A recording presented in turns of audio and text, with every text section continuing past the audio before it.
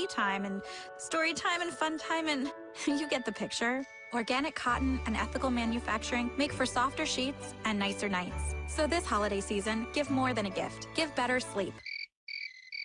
Merry all the time from all of us at Boll & Branch. Right now, get 30% off. See site for details. First Things First is sponsored by Ram Trucks, built to serve. Back here, First Things First, we'll get to Pats and Chiefs in a second. But first, Spurs and Rockets, Austin Rivers to the hoop, denied.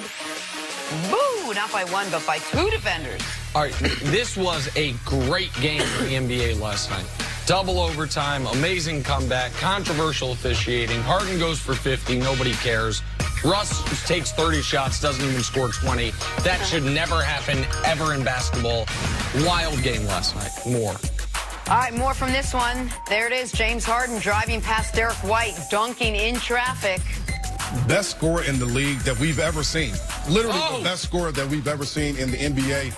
Gets any bucket, gets to any place in the floor at any time. James Harden does it again. And if his shot's not falling, as he showed last night, he can get to the free throw line better than any player I've ever seen. 24 free throws last night. Pistons Cavs. 24. Wow. Derrick Rose blowing by Matthew Dellavedova, finishing with the nice up and under.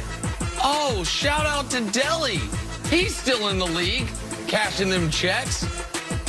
Back with the Cavs. Should have never left them. That makes me happy. Derrick Rose still being able to do this. That makes me happy. Derrick Rose used to have the best, quickest first step. I think he's getting that back. Lakers and Nuggets. Your guy, Nick, Alex Caruso, getting way up for the putback slam. The whole team gets so hyped when he has one of these plays.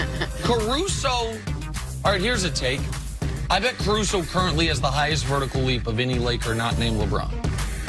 That's high. The highest, now again, I bet he can jump higher than Dwight at this point. Right. As far as inches off the ground, Caruso is a great athlete. He's just a balding white dude, so nobody thinks it, but it's true. You'll be that guy one day, Nick. Well, I don't know if I agree with either of those statements. Moving on to a rematch of the AFC title game, also known as the game Nick has had circled on his calendar since birth. Chiefs versus Patriots. Patrick Mahomes versus Tom Brady. The new best versus the old best. Four-time MVP Tom Brady was asked about the reigning MVP and Patrick Mahomes, and here's what he had to say. He's pretty spectacular. I think very highly of him and his skill set, and he's a very good player. And the reality is they have a very good team and a very good offense. They have very dynamic receivers, one of the best groups in the league. They got one of the best tight ends in the league. They have some great running backs, and Patrick distributes the ball to all of them. Nick, who do you trust more come Sunday? I almost say it laughing, but Mahomes or Brady? I don't know how this can be a question in 2019. Patrick Mahomes, by the way, coming off the worst back-to-back games of his career, actually. And he was excellent in his first game back from the knee injury. Has not been as good the last two games. Oddly enough, the first game back when he was excellent, the Chiefs lost. The last two games when he wasn't that great, the Chiefs won, which speaks to potentially the slightly improving defense. But, of course, the answer is Patrick Mahomes. Patrick Mahomes is the best quarterback in football. Now, he hasn't had the best season, and he's not going to win MVP, and he shouldn't, as of today, receive a single MVP vote. Not only because he got hurt, but because Lamar's been better and Russell's been better, and so I'm not arguing that. But Patrick Mahomes is the better quarterback now, and by the way, he was the better quarterback when the two met last year. In that, you're right, Jenna. I have had this game circled and the potential rematch in the playoffs since the moment the Chiefs lost the coin flip in the AFC Championship game. Not when they lost the game, when they lost the coin flip. Because when they lost the coin flip, I'm like, well, damn. Guess we're not going to the Super Bowl this year, boys. But in that AFC Championship game, it was Patrick Mahomes that led 3 separate fourth-quarter comebacks. It was Patrick Mahomes that played the clean game with 3 touchdowns, 0 picks. It was Tom Brady that had 1 touchdown, 2 picks, and should have had a third to end the game, but D Ford lined up a few inches offside. So this year, the answer is clearly Patrick Mahomes, and last year, the answer was Patrick Mahomes, even though his team didn't win those games. Yeah, I think you would think that it would be clear. I don't know that it's just that clear. This is what I know about the New England Patriots at home. They've won 21 straight, including the playoffs, going back to last year. They're really good at home. Yep. This year, that defense has only given up 2 touchdowns with 7 interceptions. So they get after the quarterback. They attack the football. And the last 3 quarterbacks that have played there in New England have only averaged 189 yards passing in the football game. That's how good that defense is on the at home in particular. Sure. And so when you talk about Mahomes, Brady, you certainly have to factor in the defense that they're playing. I have no faith in Kansas City in this new defense that has produced a bunch of turnovers. Tyrann Mathieu has been great.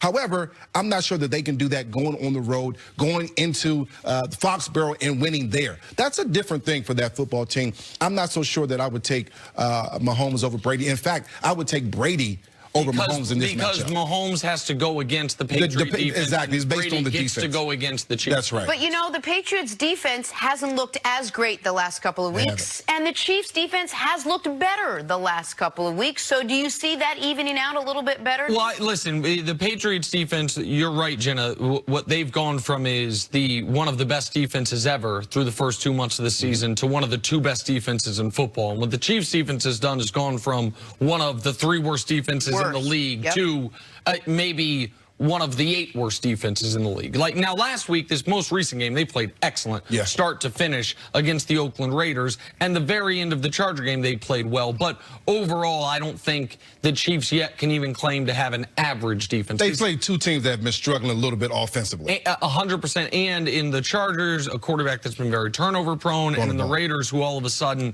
the last 2 weeks, their season just fell apart, losing to the Jets and then no showing against Kansas City.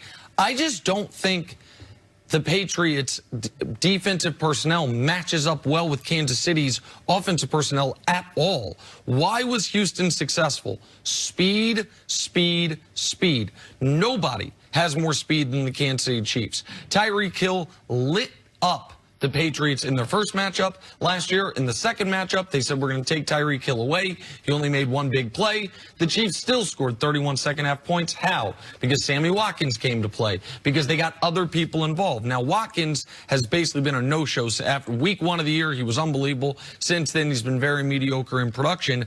But I don't think you are going to be able to slow down substantially the Chiefs' offense. Now, the Patriots should be able to hold them under 30.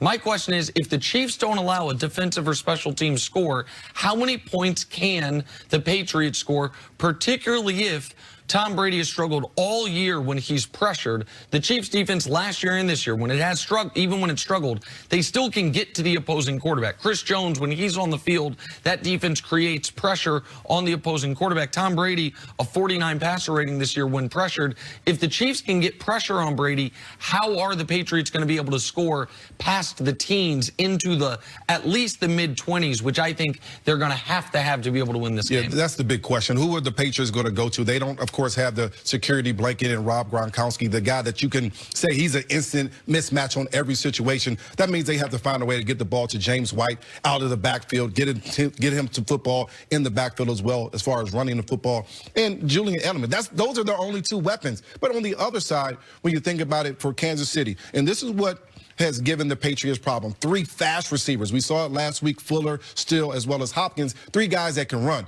The Chiefs don't have 3 guys that can run. They have guys that have done it well in the past, Sammy Watkins, but they depend on Travis Kelce as well as Tyreek Hill. That's it.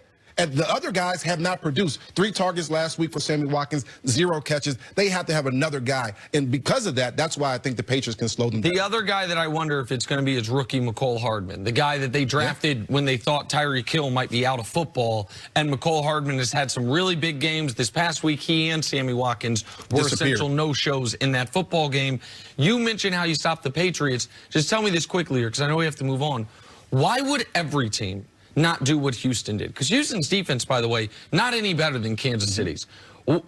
Double Edelman, put a corner on James White, dare the other people to beat you. Like, isn't that the way you take away the 2 weapons Tom Brady can rely on and you make him go to either the rookies or Mohamed Sanu? That's the best way to do it.